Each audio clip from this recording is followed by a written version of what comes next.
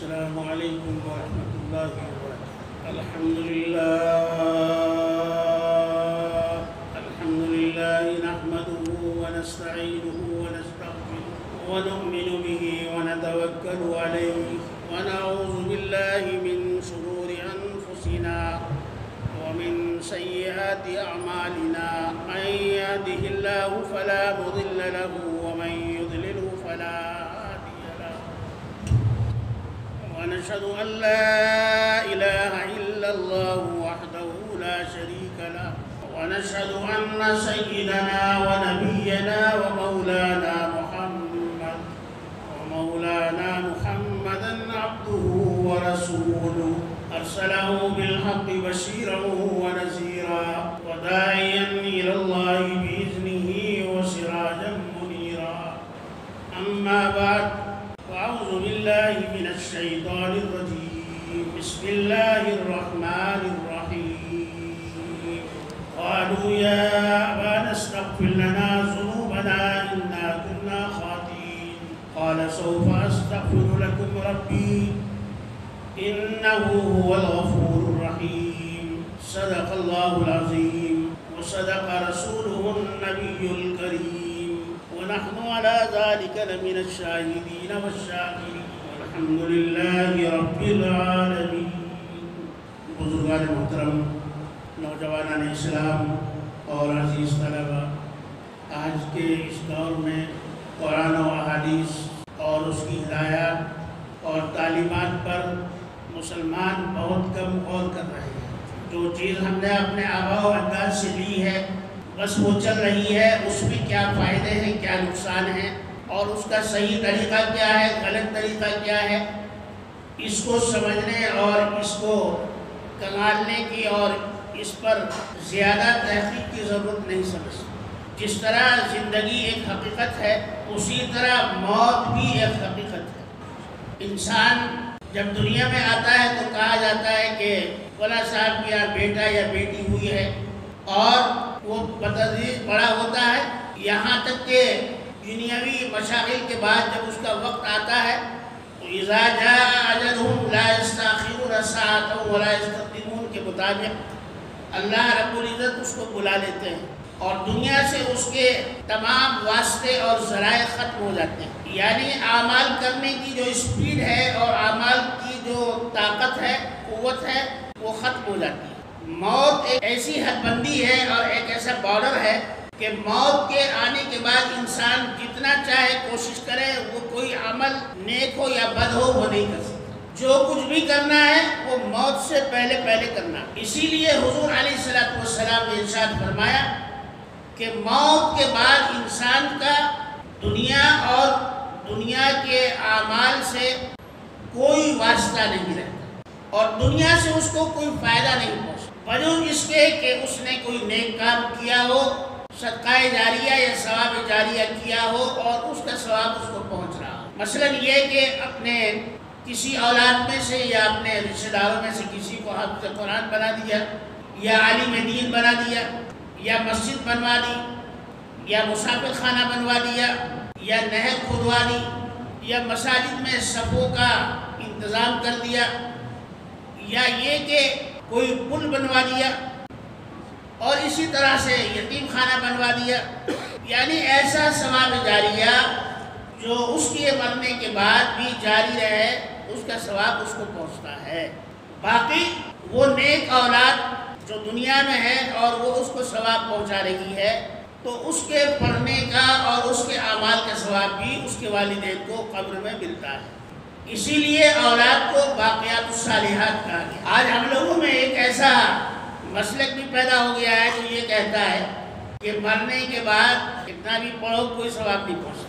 مجھے کسی کے مسلک اور کسی کے مشرب سے کوئی اعتراض نہیں، الحمدللہ سب مسلمان ہیں، لیکن اس طرح کی بات کرنا عامۃ المسلمین میں مایوسی پیدا کرنا ہے۔ ہمارے یہاں غیر مقلدین جو ہیں، اہل حدیث حضرات جن کو کہا جاتا ہے، وہ یہ کہتے ہیں کہ پڑھنے پڑھانے کا ثواب کچھ نہیں پہنچتا۔ میرے پاس ایک صاحب آئے، انہوں نے کہا کہ یہ ثواب جو پہنچاتی ہے پہنچتا نہیں۔ میں نے ان کو کہا، میں نے کہا آپ بڑے نالائق آدمی ہیں، بہت بدتمیز آدمی ہیں۔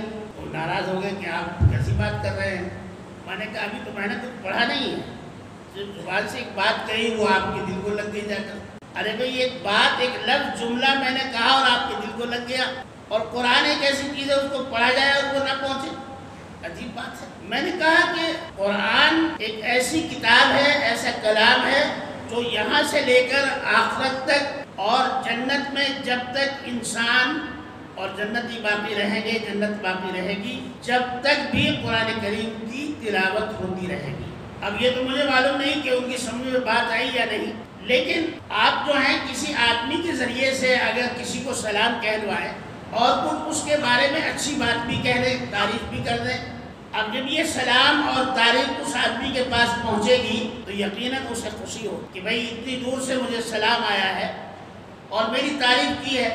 تو جب اس چیز کا اثر انسان کے دل پر، اس کے مزاج پر پڑ سکتا ہے تو قرآن کریم کی تلاوت کا اثر کیوں نہیں پڑتا؟ چنانچہ احادیث میں آتا ہے کہ میری اور آپ کی ماں سید الصدیقہ حضرت عائشہ رضی اللہ تعالی عنہا گھر میں تھی کہ آپ کے پاس ایک یہودی عورت آپ سے ملنے کے لیے آئی اور اس نے عذاب قبر کا ذکر کیا۔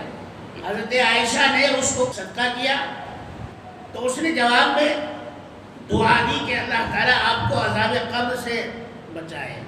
حضور علیہ السلام گھر میں تشریف لائے تو اماں عائشہ نے ذکر کیا کہ یا رسول اللہ صلی اللہ علیہ وسلم کیا قبر میں بھی عذاب ہوتا ہے؟ تو آپ نے فرمایا کہ ہاں، قبر میں عذاب بھی ہوتا ہے اور قبر میں جنت کی کھڑکی بھی کھولی جاتی ہے اور جنت کی نعمتیں بھی انسان کو حاصل ہوتی ہیں۔ قرآن تو اس سے بھی بڑھ کر کہہ رہا ہے وَلَا تَقُولُوا لِمَنْ يُقْتَلُ فِي سَبِيلِ اللَّهِ أَمْوَاتٌ بَلْ أَحْيَاءٌ عِنْدَ رَبِّهِمْ يُرْزَقُونَ، کہ جو اللہ کی راہ میں شہید ہوتے ہیں وہ مرتے نہیں بلکہ ان کی قبروں میں ان کو رزق پہنچایا جاتا ہے۔ یہ میں نہیں کہہ رہا ہوں، قرآن کہہ رہا ہے۔ تو معلوم ہوا کہ مرنے کے بعد بھی انسان اللہ کے نزدیک جیسا دنیا میں ہے ویسا ہی وہاں بھی ہے، عالم برزخ میں بھی ہے، لیکن دنیا سے اس کے تعلقات ختم ہو جاتے ہیں، اب عمل کرنے کی اس میں سکت نہیں رہتی۔ حضور اکرم صلی اللہ تعالیٰ علیہ وسلم ایک مرتبہ سفر میں تھے کہ آپ کا گزر ایک قبر کے پاس سے ہوا تو آپ علیہ السلام نے ارشاد فرمایا اس قبر والے پر عذاب ہو رہا ہے، اور آپ اپنی سواری سے نیچے اترے اور اس کو پڑھ کر ثواب پہنچایا، اور پھر ایک شاخ درخت کی توڑ کر اس کے سرانے لگا دی تاکہ یہ شاخ جو اللہ کا ذکر کرتی ہے تو اس کا ثواب بھی اہل قبر کو پہنچتا ہے۔ اس کے بعد ہم لوگ قبرستان جاتے ہیں لیکن ہمیں یہ پتہ نہیں کہ ہم قبر پر کیسے جائیں، بس گئے اور پڑھ لیا۔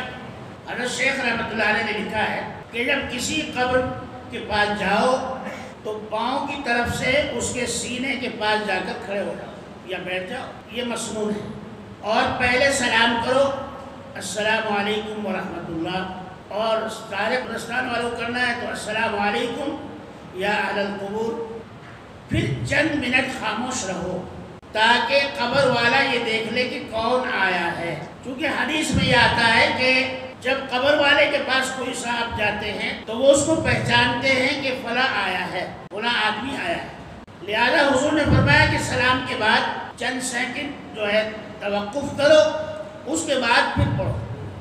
اس سلسلے میں حضرت شیخ الحدیث رحمۃ اللہ علیہ نے فضائل اعمال میں ایک واقعہ لکھا ہے کہ ایک صاحب جو ہیں اپنے کسی رشتہ دار کی قبر پر ہمیشہ جایا کرتے تھے۔ ایک دن وہ قبر پر بیٹھے بیٹھے اور قبر پر جو ہے انہوں نے سہارا دیا، سر رکھا ایسے محبت میں، اور ان کو نیند آ گئی تو ایک بڑھیا ان کے خواب میں آئی، اس نے کہا کہ دیکھو بھائی، آپ کے جو یہ صاحب ہیں جن کے قبر پر آپ آتے ہیں ان کے برابر والی میری قبر ہے، اور میرا بیٹا ہر جمعرات میں میری قبر پر آتا ہے اور وہ فاتحہ پڑھتا ہے، لیکن میں اس کا چہرہ نہیں دیکھ سکتی کیونکہ وہ آتے ہی السلام علیکم کے بعد پڑھنا شروع کر دیتا ہے، تو میرے اور اس کے درمیان قرآن کے انوارات حائل ہو جاتے ہیں اور میں اس کا چہرہ نہیں دیکھ سکتی، لہذا تم دیکھو ابھی میرا بیٹا آ رہا ہے، جب وہ میری قبر کے پاس آ جائے تو بتانا کہ تیری ماں نے یہ کہا ہے کہ قبر پر آ کر پہلے سلام کرو جو سنت طریقہ ہے، اور چند منٹ کے بعد پھر پڑھنا شروع کرو، تاکہ آپ کی ماں نے یہ کہا ہے تاکہ میں اپنے بیٹے کا چہرہ دیکھ لوں اور مجھے خوشی ہو جائے۔ تو معلوم ہوا کہ انسان جو پڑھتا ہے، جو پہنچاتا ہے، وہ ضرور اہل قبور کو پہنچتا ہے، چاہے آپ قبر کے پاس جا کر پڑھیں اور چاہے دنیا کی کسی بھی حصے میں جا کر پڑھیں، اللہ تعالیٰ اپنی قدرت کاملہ سے اس مرحوم کو جس کو آپ پہنچانا چاہ رہے ہیں اس کو وہ پہنچتا ہے۔ ایک دوسرا واقعہ اور لکھا ہے حضرت نے کہ ایک بزرگ نے ایک قبرستان کے مرحومین کو دیکھا کہ سب قبروں سے باہر نکل کر بیٹھے ہوئے ہیں اور آپس میں گفتگو کر رہے ہیں، بلکہ اس میں تو یہ لکھا ہے کہ جھگڑ رہے ہیں، ایسا معلوم ہو رہا ہے کہ جھگڑ رہے ہیں۔ تو ان بزرگ نے خواب میں جب یہ دیکھا تو وہ ان کے قریب گئے اور ان کو کہا کہ آپ لوگ کیا کر رہے ہیں؟ تو کسی نے جواب دیا کہ 3 دن پہلے کسی اللہ والے کا اس قبرستان پر گزر ہوا، اس نے 3 مرتبہ سورہ اخلاص پڑھ کر پورے قبرستان والوں کو ثواب پہنچایا، اس کا ثواب ہم لوگ تقسیم کر رہے ہیں، 3 دن ہو گئے ابھی تک تقسیم نہیں۔ تو معلوم ہوا کہ واقعی قبر میں ثواب پہنچتا ہے۔ اب جو لوگ یہ کہتے ہیں کہ ثواب نہیں پہنچتا، وہ امت کو، لوگوں کو گمراہ کرتے ہیں، ان کی بات نہیں ماننی چاہیے۔ ایک واقعہ اور لکھا ہے کہ ایک بزرگ کے پاس ایک صاحب نوجوان تھے، وہ ہمیشہ آ کر ان کی خدمت میں بیٹھا کرتے تھے اور وہ یہ بتایا کرتے تھے کہ حضرت مجھے کشف ہوتا ہے۔ کشف کہتے ہیں اس کو جو عام لوگوں کو اس بات کا پتہ نہیں لگتا، اس کا دل اتنا صاف اور مصفا ہو جاتا ہے کہ اس کو معلوم ہونے لگتا ہے کہ قبر میں کیا ہو رہا ہے یا فلاں جگہ کیا ہو رہا ہے، تو اس کو کشف کہتے ہیں۔ وہ ہمیشہ آتا اور حضرت کے پاس بیٹھتا اور چلا جاتا۔ ایک مرتبہ آیا اور دوران مجلس اس لڑکے نے زور سے چیخ ماری، تو پوچھا بھئی کیا ہوا؟ کہا کہ مجھے ابھی بھی معلوم ہوا ہے کہ میری والدہ پر عذاب قبر ہو رہا ہے۔ یعنی ان بزرگ کو معلوم تھا کہ بھئی اس کو کشف ہوتا ہے، تو انہوں نے سوچا کہ لاؤ آج اس کو آزما لیتے ہیں۔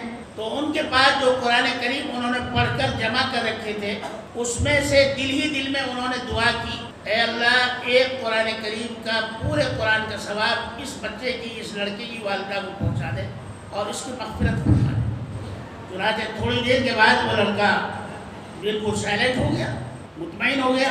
اس کو حضرت نے نہیں بتایا کہ بھئی میں نے ثواب پہنچایا۔ تو ان بزرگ نے پوچھا نوجوان سے بھئی کیا ہوا، اب تم خاموش کیوں ہو گئے؟ کہا کہ اللہ تعالیٰ نے میری والدہ پر رحم فرمایا اور نہیں معلوم کیسے اللہ نے میری والدہ کی مغفرت فرما دی اور ان کی قبر سے عذاب کو ہٹا لیا۔ تو بزرگ فرماتے ہیں کہ مجھے اس سے 3 باتیں معلوم ہوئی۔ ایک تو یہ کہ وہ جھوٹ بولتا تھا یا سچ، یہ بھی معلوم ہو گیا کہ یہ لڑکا سچ بولتا ہے، اور دوسری بات یہ کہ میں نے جو قرآن پڑھ رکھے تھے کسی کو پتہ نہیں تھا اور میں نے خاموشی سے اس کو پہنچایا تو وہ پہنچ گیا، اور اس کی وجہ سے اس کی والدہ کو اللہ نے عذاب قبر سے بچا لیا۔ تیسری بات یہ کہ جو لوگ یہ کہتے ہیں کہ ثواب نہیں پہنچتا، اس کی بھی تصدیق ہو گئی کہ ثواب پہنچتا ہے۔ جو بھی اپنے مرحومین کو یا کسی بھی کو، چاہے وہ اپنے رشتہ دار ہو یا نہ ہو، مسلمان مومن ہو، اس کو ثواب ضرور پہنچتا ہے۔ تو ہمیں اپنے مرحومین کو ثواب پہنچانا چاہیے، بلکہ حق تو یہ ہے کہ علماء کرام فرماتے ہیں کہ اللہ تعالیٰ کی ذات بڑی رحم و کریم اور نہایت ہی غفور الرحیم ہے۔ اس لیے اگر آپ نے ایک مرتبہ سورہ فاتحہ پڑھی ہے تو پوری سورہ فاتحہ ایک مرتبہ پڑھ کر یا 10 مرتبہ پڑھ کر آپ اپنے مرحومین کو نہیں بلکہ حضور اکرم صلی اللہ تعالیٰ علیہ وسلم کی خدمت میں، پھر امہات المومنین اہل بیت اطہار کی خدمت میں، ان کی ارواح مبارکہ کو، انبیاء علیہ السلام کو، جمیع صحابہ کرام صحابیات کو، تابعین تبع تابعین، ائمہ صلحاء بزرگان دین، اولیاء اعظام کی ارواح کو، اور پھر اپنے مرحومین کو، اپنے رشتہ داروں کو، دوست احباب کو، یہاں تک کہ حضرت آدم کے زمانے سے لے کر اور آج تک جتنے بھی مومنات مسلمات اس دنیا سے چلے گئے ہیں، سب کو اس کا ثواب پہنچائے۔ تو علماء فرماتے ہیں کہ اللہ تعالیٰ کی ذات سے بعید نہیں کہ ہر آدمی کو اللہ تعالیٰ ایک ایک سورت کا ثواب پہنچائے۔ ایک مرحوم کو سورہ فاتحہ ایک بار پڑھی تو ایک مرحوم کو ثواب پہنچایا، اور وہی سورہ فاتحہ سب کو پہنچائی تو اللہ تعالیٰ ایک ایک سورہ فاتحہ کا ثواب سب کو پہنچائے۔ اس لیے پڑھ کر ثواب پہنچانے میں کوئی بخل نہیں کرنا چاہیے۔ تقریباً 15 سال پہلی بات ہے، میرے بزرگ دوستوں میں سے تھے اور ہیں، اللہ تعالیٰ ان کو باقی رکھے، وہ اب ہے نہیں، امریکہ چلے گئے ہیں، ڈاکٹر بشیر مہکری۔ جب کبھی ان کو فرصت ملتی تو اپنی اہلیہ کے ساتھ میرے پاس بھی آ جاتے اور میں بھی کبھی کبھی چلا جاتا. ایک دن میں ان سے ملنے کے لیے گیا تو وہ ابھی تک آئے نہیں تھے کلینک میں بھی انتظار میں تھا اور بھی بہت سارے لوگ ان کے انتظار میں تھے. تو ایک صاحبہ جو تقریباً 50 سال کی ہوں گی ان کی عمر، وہ میرے قریب آئی اور میرا لباس اور حلیہ دیکھ کر کہا کہ آپ سے ایک مسئلہ پوچھنا ہے. کہا مسئلہ یہ ہے کہ میرے بیٹے کا پچھلے سال یعنی گئے سال ایکسیڈنٹ میں انتقال ہو گیا. اس کو 2 بیٹے اور اس کی بیوہ، اور وہ ایک ہی بیٹا تھا میرے یہاں. تو مجھے اس کے انتقال کا بڑا صدمہ تھا. دن رات میں روتی رہتی تھی آنسو بہاتی رہتی تھی. یہاں تک کہ 3 مہینے ہو گئے. وہ عورت مجھے بتا رہی ہے کہ 3 مہینے ہو گئے مجھے روتے ہوئے، دن رات رونا. تو 3 مہینے کے بعد میں نے دیکھا کہ میرا بیٹا میلے کچیلے کپڑوں میں گھر آیا ہے اور کہنے لگا کہ اماں جی آپ کو کچھ بھی عقل نہیں ہے. ماں نے کہا بیٹے مجھے عقل نہیں ہے، میں تو تیری وجہ سے رو کر مر رہی ہوں اور تو یہ کہہ رہا ہے کہ عقل نہیں ہے، کہ میں اسی لیے تو آیا ہوں. 3 مہینے ہو گئے آپ کو روتے ہوئے. اگر 3 مہینے آپ قرآن پڑھ کر ثواب پہنچاتی تو اب تک تو میری مغفرت بھی ہو جاتی. یہ واقعہ اس عورت نے مجھے خود بتایا، میں وہاں بیٹھا ہوا تھا. تو میں نے کہا پھر کیا ہوا؟ کہا کہ میری آنکھ کھل گئی اور مجھے بڑی شرمندگی ہوئی. واقعی میں 3 مہینے روتی رہی لیکن بچے کو ثواب نہیں پہنچایا. اب میں نے قرآن پڑھنا شروع کیا تو اٹک کر پڑھتی تھی. ہم ہندوستانی ہوا، قرآن تو آپ کو معلوم ہے کیسا ہوتا ہے، عرب کے لوگوں جیسا تھوڑے پڑھتے ہیں ہم لوگ. اٹک کر جو ہے کہیں زبر نہیں، کہیں زیر نہیں، کہیں پیش نہیں، اور تجوید کا تو کوئی خیال ہی نہیں. اب خیر اس عورت نے پڑھنا شروع کیا تو روزانہ وہ کہنے لگی کہ میں نے 4-5 جوز میں نے روزانہ پڑھنے شروع کر دیے. یہاں تک کہ 3 مہینے میں نے کئی قرآن ختم کر لیے. تو 3 مہینے کے بعد پھر وہ میرا بیٹا دوبارہ میرے خواب میں آیا. گھوڑے پر بیٹھا ہوا ہے، بہترین سفید لباس پہنے ہوئے ہے، اور آ کر گلے ملا، لپٹ گیا اور کہنے لگا اماں جان آپ کتنی اچھی ہیں، آپ کے قرآن کریم کی تلاوت سے اللہ نے میری مغفرت فرما دی. اس نے بتایا. اب یہاں تک تو اس کی سمجھ میں آ گیا کیونکہ پڑھی لکھی عورت نہیں تھی. اس نے کہا کہ پچھلے سال سے اب تک میں قرآن پڑھ رہی ہوں اور اب میری اسپیڈ اتنی تیز ہو گئی ہے کہ روزانہ 10 پارے میں پڑھ لیتی ہوں. تو 3 دن میں قرآن ختم کرتی ہوں. مجھے کوئی کام نہیں ہے، صبح فجر سے لے کر رات تک پڑھتی ہوں. لیکن اب میری سمجھ میں یہ نہیں آ رہا ہے کہ میں اس پڑھے ہوئے کا کیا کروں. یہ مسئلہ انہوں نے پوچھا کہ میں اس کا کیا کروں. تو میں نے کہا کہ دیکھو آپ کے بچے کی مغفرت ہو گئی، اللہ تعالیٰ کا یہ بڑا فضل ہے، اور یقیناً اس طرح خواب میں آنا یہ قابل مبارکباد ہے آپ کے لیے. اب مزید آپ اپنے بیٹے کو بھی ثواب پہنچائیں اور سارے انبیاء کو پہنچائیں، ہمارے حضور کو بھی پہنچائیں اور دنیا کے سارے مرحومین کو ثواب پہنچائیں. اس سے یہ ہوگا کہ جن لوگوں کی مغفرت نہیں ہوئی ان کی مغفرت ہوگی، اور جن کی مغفرت ہو چکی ہے ان کے درجات بلند ہوں گے کہ جی مجھے تو اس چیز کا پتہ نہیں تھا، اس لیے میں پڑھ کر جو ہے پریشان تھی کہ کیا کروں، اس کا کیا کروں. تو میں نے کہا کہ پڑھو اور روزانہ ثواب پہنچا. تو معلوم ہوا کہ مرحومین کو ثواب پہنچتا ہے. میرے پڑوس میں ایک حاجی سعید الدین صاحب رہتے تھے، ان کا انتقال تقریباً 10-12 سال پہلے ہو گیا. ابھی اچانک چند دن پہلے میرے وہ خواب میں آئے. میں نے کہا کہ بھئی آپ کا تو انتقال ہو گیا تھا حاجی جی، پھر آپ کیسے آ گئے؟ تو انہوں نے کہا کہ میں اللہ تعالیٰ سے اجازت لے کر آیا ہوں. بہت اچھا. پھر میں نے ان سے پوچھا کہ آپ کی پہلی بیوی کا انتقال ہو گیا تھا کہ جی ہاں. تو میں نے کہا آپ مرنے کے بعد انہی کے پاس رہتے ہوں گے؟ کہا کہ نہیں، ان کا درجہ جو ہے وہ اوپر ہے اور میں نیچے رہتا ہوں. اور میں نے کہا آپ کی والدہ کا بھی انتقال ہو گیا تھا؟ کہا کہ وہ ان کے ساتھ رہتی ہیں. تو میں نے کہا آپ اوپر کیوں نہیں رہتے؟ کہا کہ ابھی میرا مکان اوپر بن رہا ہے، جب بن جائے گا تو میں بھی اوپر چلے جاؤں گا، اوپر کے حصے میں.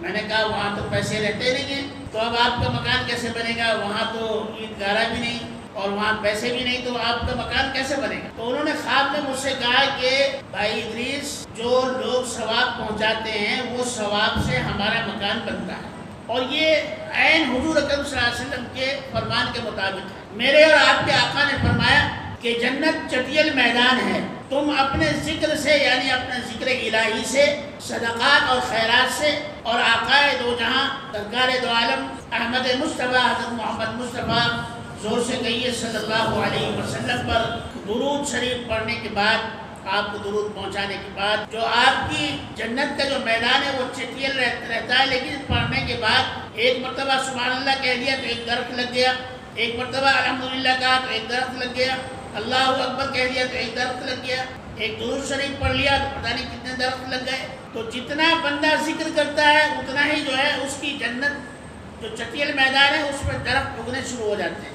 یہاں تک کہ بہت بڑا باغ ہو جاتا ہے. تو معلوم ہوا کہ آدمی جو پڑھتا ہے وہ بھی اور جو دوسروں کے لیے پڑھتا ہے وہ بھی اللہ تعالیٰ کے یہاں قبول ہوتا ہے. پڑھنا چاہیے اور اس کا ثواب بھی پہنچانا چاہیے اور اللہ تعالیٰ سے دعا بھی کرنی چاہیے کہ اللہ ان کی مغفرت فرما. میں ایک اپنے احساسات آپ سے بیان کر رہا ہوں. میں اس لیے کہ کچھ لوگ ایسے ہیں کہ جو کہتے ہیں کہ بھئی ثواب نہیں پہنچتا. اس بات کو بالکل نظر انداز کر دیں، ثواب پہنچتا ہے. اللہ تعالیٰ اپنی رحمت سے ثواب پہنچاتا ہے. میں چھوٹا ہی تھا ایک زمانے میں جب میں مدرسے میں پڑھتا تھا.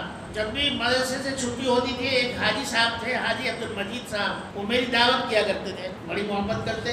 میں دوران تعلیم ہی میں گنگو میں تھا. والد صاحب کا خط آیا کہ بھئی حاجی جی کا انتقال ہو گیا ہے. میں نے ثواب پہنچایا. چند دن کے بعد میں نے خواب دیکھا کہ حاجی عبد المجید صاحب میرے پاس آئے. میں کھڑا ہو گیا. میں نے کہا حاجی جی آپ کا تو انتقال ہو گیا تھا. کہا کہ اللہ تعالیٰ نے مجھے آپ سے ملنے کے لیے بھیجا ہے. میرا بچپن تھا، وہ مجھے زیادہ کوئی تمیز نہیں تھی، لیکن مجھے یہ سن کر حیرت ہوئی.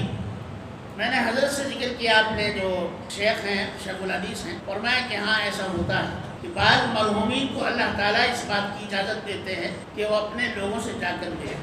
بہرحال اس میں اختلاف ہو سکتا ہے، لیکن یہ بات ضروری ہے کہ ثواب پہنچانے میں اور ثواب پہنچنے میں کوئی اختلاف. میرے اور آپ کے آقا سرور کونین تاجدار مدینہ کی پہلی زوجہ محترمہ اور ہماری تمام مسلمانوں کی ماں ام المؤمنین حضرت خدیجہ رضی اللہ تعالی عنہا کو ہمارے آقا نے خواب میں دیکھا. فرمایا خدیجہ کیا حال ہے؟ عرض کیا یا رسول اللہ صلی اللہ علیہ وسلم میں بہت اچھی ہوں. فرمایا میں کیا پڑھ کر ثواب پہنچاؤں؟ پوچھنے والے کون ہیں؟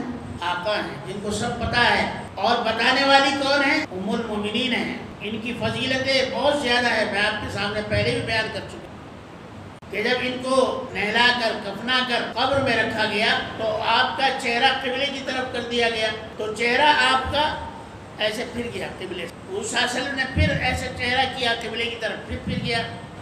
آقا گھبرا گئے کہ چہرہ قبلے کی طرف نہیں ہو رہا ہے خدیجہ کا. اتنی نیک کہ جس نے اپنا سارا مال اسلام پر لٹا دیا، جس نے اپنی ساری زندگی اسلام کے لیے قربان کر دی، اس کا چہرہ قبلے کی طرف نہیں ہو رہا ہے. تو جبرائیل علیہ السلام حاضر ہوئے اور عرض کیا یا رسول اللہ صلی اللہ علیہ وسلم اللہ تعالیٰ آپ پر سلامتی نازل فرماتے ہیں اور ارشاد فرماتے ہیں کہ گھبراؤ مت، گھبرائیے مت. خدیجہ وہ ہستی ہے جس کے رخسار پر میرے محبوب نے بوسہ دیا اور اللہ تعالیٰ کو یہ گوارا نہیں کہ خدیجہ کے رخسار پر مٹی لگی. اس لیے چہرہ جب قبلے کی طرف کرتے ہیں تو چہرہ سیدھا ہو جاتا ہے تاکہ مٹی نہ لگے.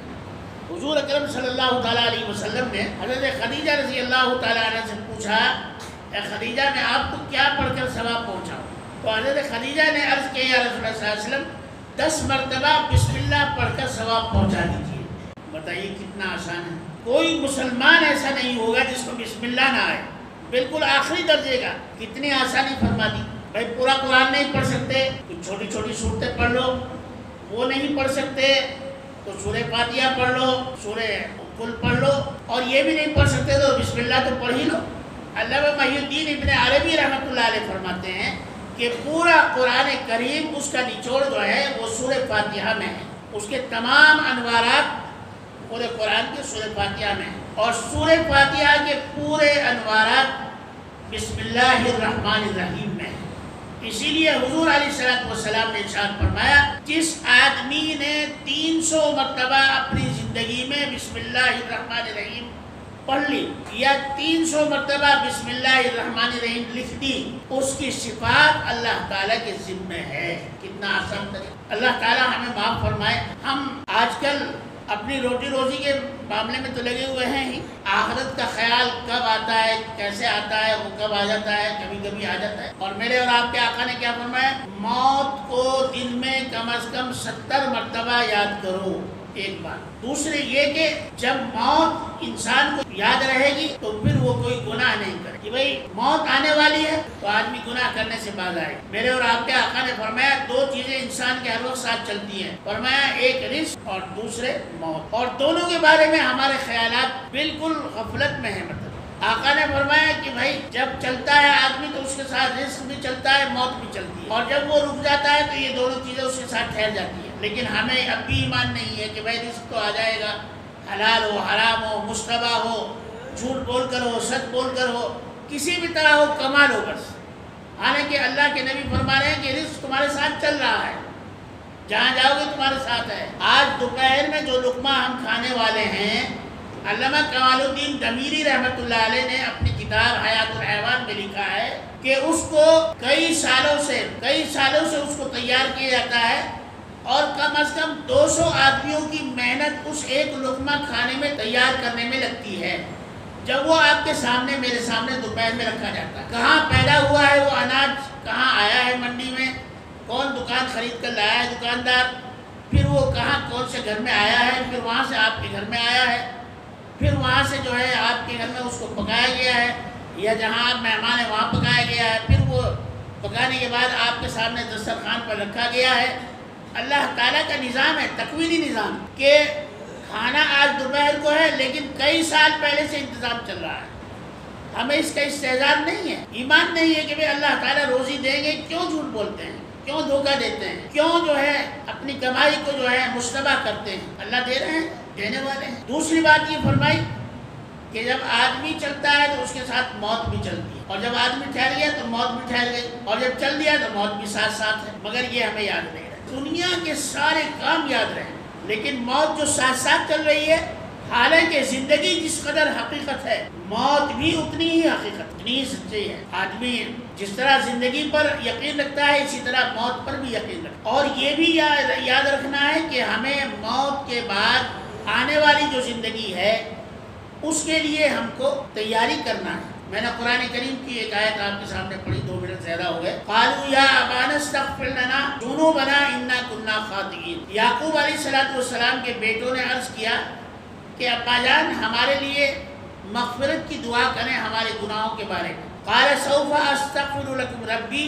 تو انہوں نے فرمایا کہ ان قریب میں تمہارے لیے مغفرت طلب کروں گا اپنے رب سے، انہ هو الغفور الرحیم، بے شک اللہ تعالیٰ بہت زیادہ مغفرت کرنے والے اور معاف کرنے والے ہیں۔ تو معلوم ہوا کہ اولاد کے بارے میں اور کسی بھی انسان کے بارے میں اگر آپ مغفرت اللہ سے طلب کرتے ہیں تو یقیناً اللہ تعالیٰ ان کی مغفرت فرماتے ہیں۔ اللہ تبارک و تعالیٰ ہم سب کو عمل کی توفیق عطا فرمائے۔ وآخر دعوانا ان الحمد للہ رب العالمین۔